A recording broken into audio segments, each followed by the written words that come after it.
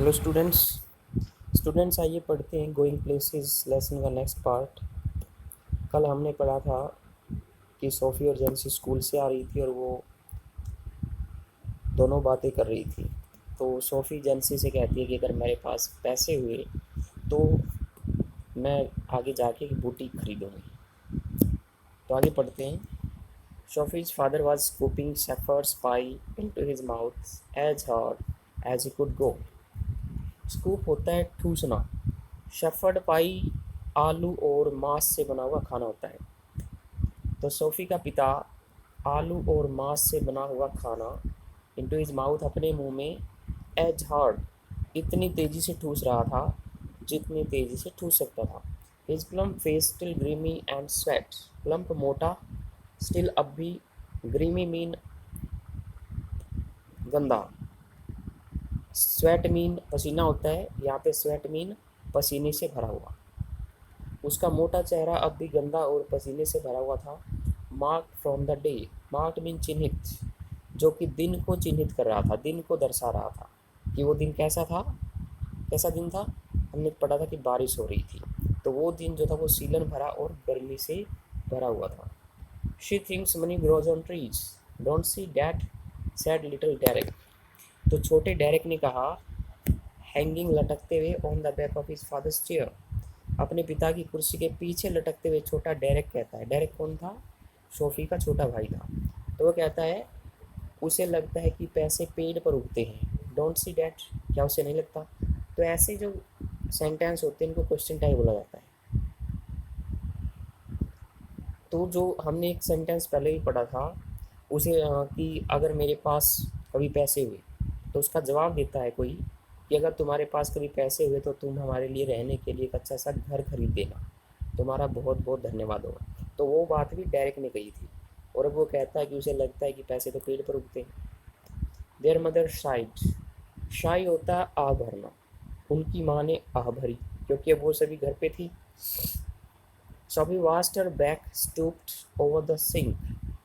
Watch होता है देखना, बैक कमर, स्टूप झुकना, ओवर द सिंक, सिंक जो किचन में बर्तन वगैरह साफ़ करने के लिए होता है उसको सिंक बोला जाता है। तो सोफ़ी ने उसकी कमर को झुकते हुए देखा सिंक के ऊपर। किसकी कमर को? अपनी माँ की कमर को। एंड वंडर्ड, और हैरान हुई, एट द इनकॉन्ग्रुइटी, इनकॉन्ग्रुइटी होता है बेढंगापन, ऑफ द डिलिकेट, डिलिकेट थोड़ा हल्का, बो मीन झुकाव, विच फास्टन हर एप्रन स्ट्रिंग्स, फास्टन होता है कस देना, एप्रन स्ट्रिंग, स्ट्रिंग मीन रस्सियाँ, एप्रन होता है जो कुक वगैरह रसोई खाना बनाते हुए आगे की तरफ जो पहनते हैं, सिर्फ आगे वाले पोर्शन पे पहना जाता है, देखा भी होगा सबने, उसको एप्रन बोला जाता है। तो Sophie watched back stooped over the sink, Sophie ने अपनी माँ की कमर को सिंक के ऊपर झुकते हुए देखा। And wondered at the incongruity of the delicate bow, और उस थोड़े से झुकाव के बेढंगेपन को देखकर वो हैरान हुई। विच फास्टन हर एप्रन स्ट्रिंग्स, जिसने उसके एप्रन की रस्सियों को कस दिया था। द डेलिकेट शेमिंग बो, डेलिकेट भी होता है हल्का सा, थोड़ा सा, सीमिंग दिखाई देने वाला, बो झुकाव। And the crooked back, crook mean मुड़ी हुई, बैक कमर, तो थोड़ा सा दिखाई देने वाला झुकाव और मुड़ी हुई कमर, इसको देखकर भी वो हैरान थी। The evening had already blacked in the Windows, already पहले से ही, ब्लैक होता है काला हो जाना, या यहाँ पे हम बोले काले होने को अंधेरा छा जाना। शाम का अंधेरा पहले ही खिड़कियों में छा गया था। And the small room was steamy, steamy होता है भाप से भरा हुआ, from the stove, stove mean चूल्हा, और जो छोटा कमरा था वो चूल्हे के कारण भाप से भरा हुआ था। एंड क्लटर्ड, क्लटर्ड होता है अनटाइडी, अस्त व्यस्त, with the heavy breathing man, heavy breathing होता है जोर से सांस लेना, जोर से सांस लेने वाले व्यक्ति के कारण।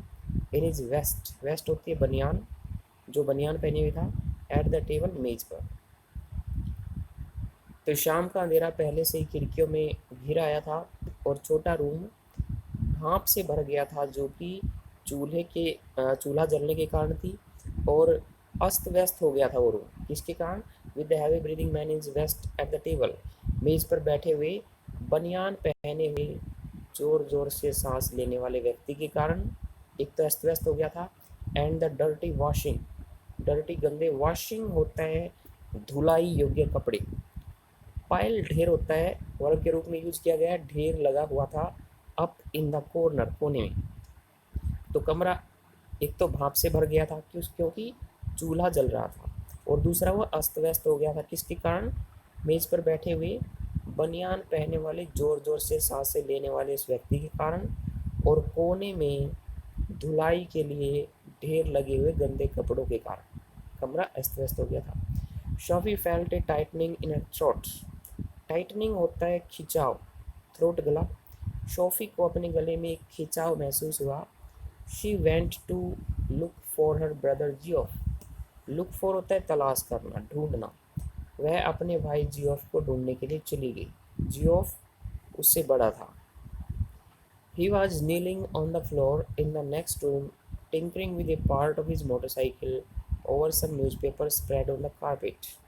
He was kneeling. नील होता है घुटना, और नील जब को वर्ब के रूप में यूज किया जाए तो घुटनों पर बैठना, घुटनों के बल बैठना।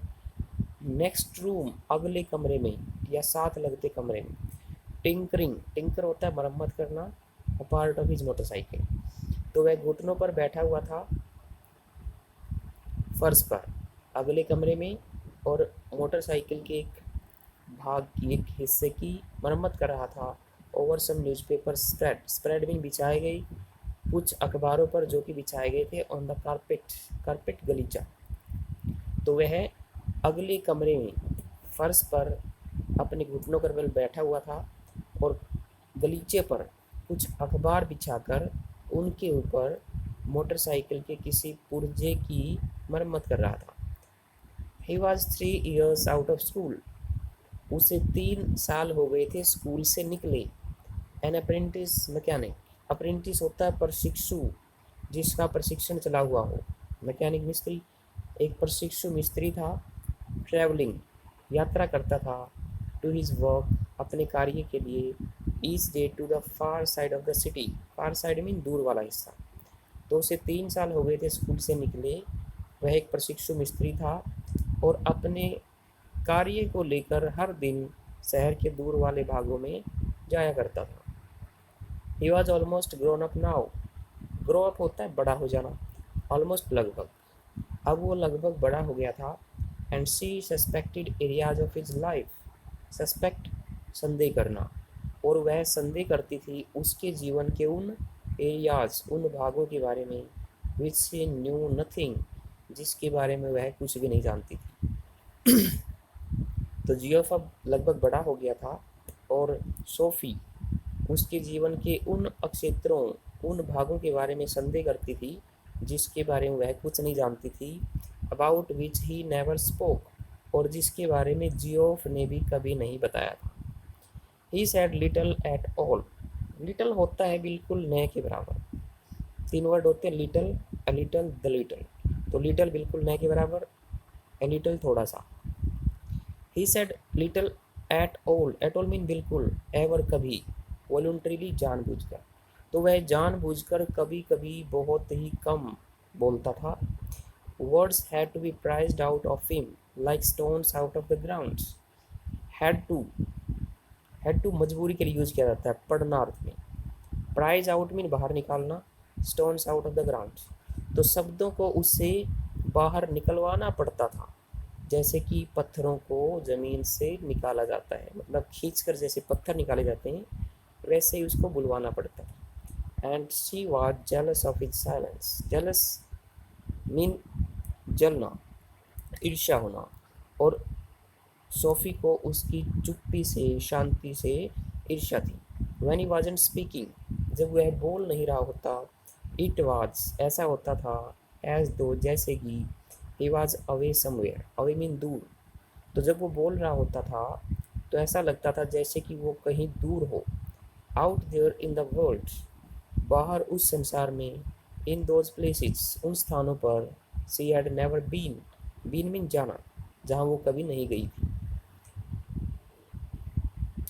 Whether they were only the outlying districts of the city, outlying mean दूर के, डिस्टेंट।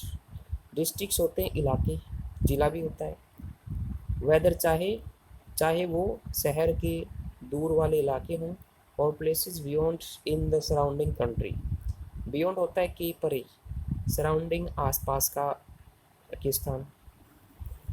तो चाहे वो शहर के दूर वाले इलाके हों या फिर उसके आसपास के इलाकों से बाहर के इलाके हों। हु न्यू, कौन जानता था। They attend A special fascination, attain प्राप्त कर लेना, स्पेशल विशेष, फैसिनेशन आकर्षण, आकर्षित करना होता है उसका नाउन होता है आकर्षण। तो उन्होंने एक विशेष आकर्षण प्राप्त कर लिया था, सिंपली बिकॉज, सामान्य रूप से इसलिए क्योंकि, देवर अननोन टू हर, अननोन होता है अज्ञात, क्योंकि वो उसके लिए अज्ञात थे, and remained out of reach, और उसकी पहुंच से बाहर थे। तो उन स्थानों ने सोफी के लिए एक विशेष आकर्षण प्राप्त कर लिया था, सामान्य रूप से इसलिए क्योंकि वो उसके लिए अज्ञात थे और उसकी पहुंच से बाहर थे। इसके लिए इतना ही।